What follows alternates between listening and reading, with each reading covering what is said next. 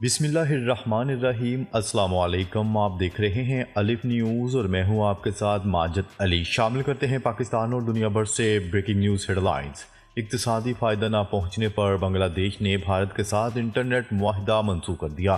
غیر ملکی خبرساں ادارے کی رپورٹ کے مطابق بنگلہ دیش کی انٹرنیٹ ریگولیٹری اتھارٹی نے بھارت کے شمال مشرقی ریاستوں کو بینڈ وڈتھ کی فراہمی کے لیے ٹرانزٹ پوائنٹ کے طور پر کام کرنے کے منصوبے کو ختم کر دیا ہے۔ بنگلہ دیش کی عبوری حکومت کے ایک رکن کا کہنا تھا کہ بھارت کے ساتھ انٹرنیٹ بینڈ وڈتھ ٹرانزٹ معاہدے سے کوئی خاص معاشی فائدہ نہیں ہو رہا تھا، جس کی وجہ سے اس معاہدے کو ختم کر دیا گیا ہے۔ یہ معاہدہ بھارت کے لیے اس کے شمال مشرقی خطے کے دور دراز علاقوں میں ڈیجیٹل رابطے کو بڑھانے کے لیے اہم تھا، تاہم بنگلہ دیش کے اس اقدام سے بھارت کی شمال مشرقی ریاستوں میں انٹرنیٹ کی فراہمی متاثر ہونے کا خدشہ ہے اور انٹرنیٹ خدمات کی رفتار سست ہو سکتی ہے۔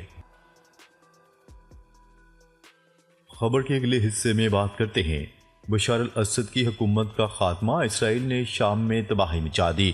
شام میں بشار الاسد کی حکومت کے خاتمے کے بعد اسرائیل نے شام میں وہ کر دکھایا جو آج تک کوئی دشمن ملک نہ کر سکا۔ اسرائیل نے شام کے کئی علاقوں میں مختلف عسکری مقامات کو فضائی حملوں کا نشانہ بنایا۔ شام میں انسانی حقوق کی رصدگاہ المرصد کے ڈائریکٹر کے مطابق ان حملوں کی تعداد 100 سے تجاوز کر گئی۔ رامی کا کہنا تھا کہ صدر بشار الاسد کی حکومت کے سقوط اور بشارت کے ملک سے فرار ہونے کے بعد اسرائیل شام کی فوجی صلاحیتوں کو تباہ کر رہا ہے۔ اسرائیل نے پیر کے روز عالمی سلامتی کونسل کو آگاہ کیا تھا کہ اس نے شام کے ساتھ سرحد پر ہتھیاروں سے خالی پٹی میں محدود اور عارضی اقدامات کیے ہیں، جن کا مقصد تاکہ کسی بھی خطرے کا مقابلہ کیا جا سکے، بالخصوص گولان کے پہاڑی علاقے کی آبادی کے لیے جس پر اسرائیل کا قبضہ ہے۔ ادھر امریکی وزارت خارجہ کے ترجمان میتھیو میلر کا کہنا تھا کہ یہ ایک عارضی اقدام ہے جو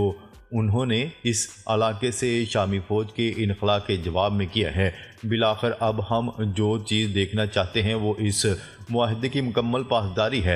ہم اس پر نظر رکھیں گے تاکہ دیکھ سکیں کہ اسرائیل ایسا کر رہا ہے۔ شام میں 2 سیکیورٹی ذرائع نے پیر کے روز بتایا کہ اسرائیل نے شام میں مرکزی فضائی اڈوں پر بمباری کی اور وہاں درجنوں فوجی ہیلی کاپٹروں اور لڑاکا طیاروں کو تباہ کر دیا۔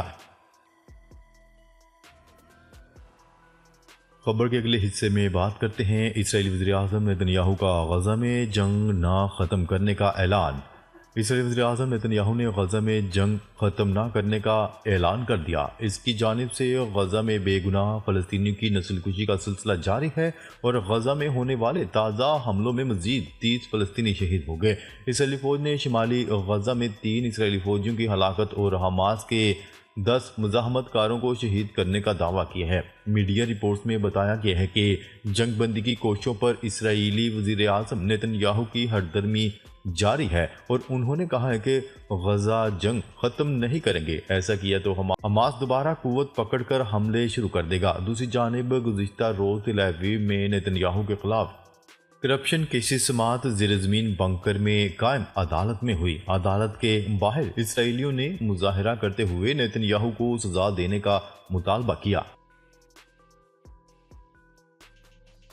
خبر کے اگلے حصے میں بات کرتے ہیں گولان میں اسرائیل کا کنٹرول معاہدے کی خلاف ورزی ہے۔ اقوام متحدہ کے ترجمان کے مطابق اسرائیل کے زیر قبضہ شامی گولان کے بفر زون کے اندر اسرائیلی فوج کی پیش قدمی 1974 میں اسرائیل اور شام کے بیچ طے پانے والے جنگ بندی معاہدے کی خلاف ورزی ہے۔ اس معاہدے کے تحت سرحد پر بفر زون میں دونوں طرف سے فوج تعینات نہ کرنے پر اتفاق کیا گیا تھا۔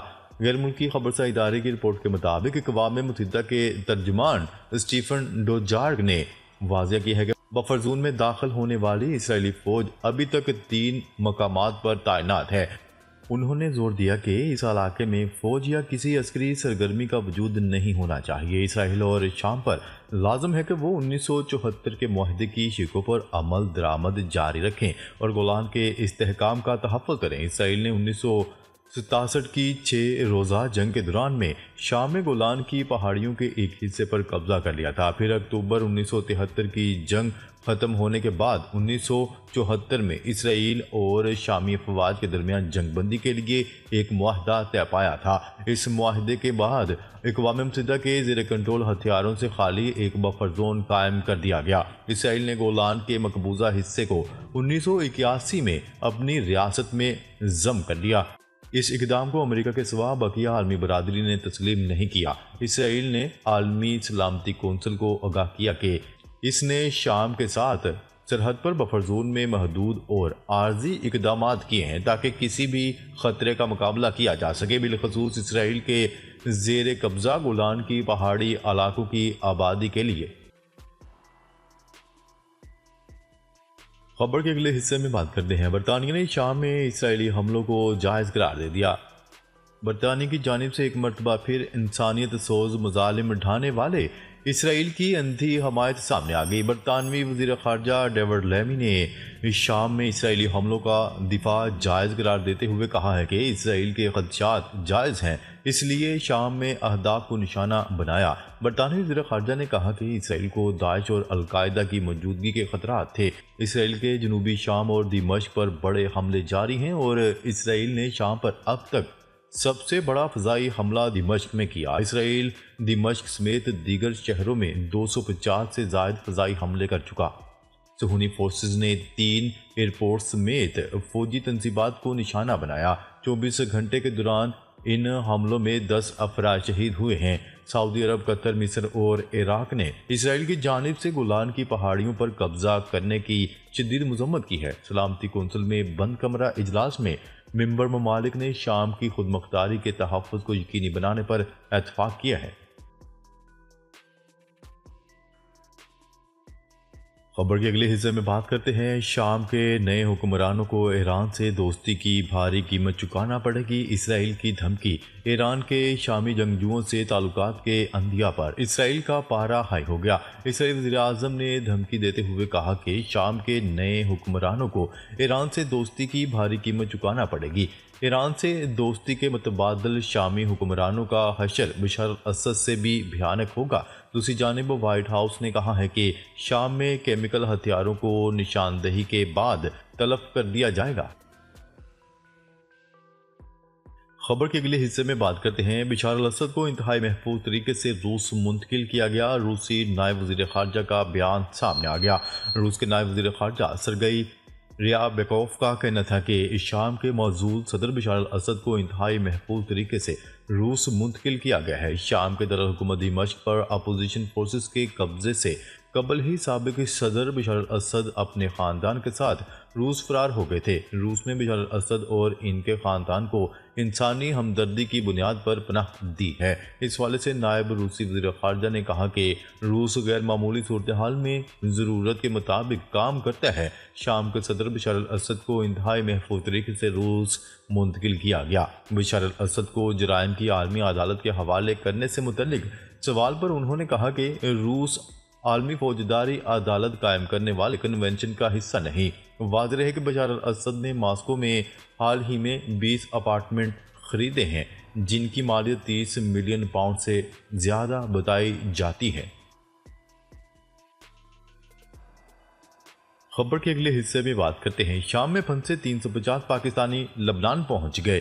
شام میں محصور پاکستانیوں کے انخلاء کا عمل شروع ہو گیا اور اب تک 350 سے زائد پاکستانی بحفاظت لبنان کی سرحد تک پہنچ چکے ہیں۔ حکومت پاکستان نے شام میں پھنسے پاکستانی شہریوں کے انخلاء کے لیے اقدامات کا آغاز کر دیا۔ ان پاکستانیوں کو لبنان کی سرحد پر پہنچانے کے بعد ان کو بیروت سے خصوصی پرواز کے ذریعے پاکستان روانہ کیا جائے گا۔ پاکستانی حکومت نے بیروت ایئرپورٹ سے 48 گھنٹوں میں خصوصی پروازیں شروع کرنے کا فیصلہ کیا ہے تاکہ محصور شہریوں کو جلد سے جلد وطن واپس لایا جا سکے۔ ذرائع کے مطابق وزیر اعظم کی ہدایت پر سول ایویشن اتھارٹی خصوصی پروازوں کے لیے اجازت دے گی۔ ناظرین، اب تک کے لیے اتنا ہی۔ مزید خبریں لے کر بہت جلد آپ کی خدمت میں حاضر ہوں گے۔ تب تک کے لیے اپنا خیال رکھیے گا۔ اللہ نگہبان۔